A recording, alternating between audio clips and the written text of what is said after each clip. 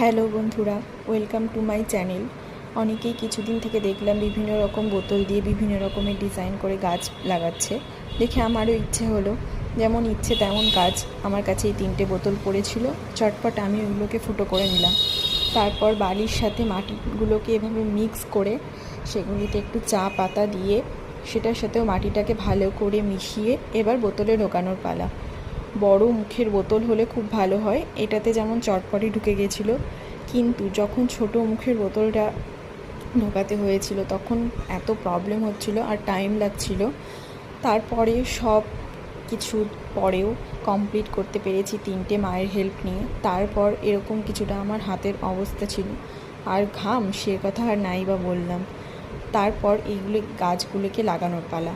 এগুলোকে কেটে নিয়েছি সুন্দর করে, এবার 1 আঙ্গুলের মতো সাইজ করে সুন্দর করে পাতাগুলো নিচ থেকে ছাড়িয়ে এবার এই ফুটোগুলোর মাঝে মাঝে এভাবে ঢুকিয়ে দেব।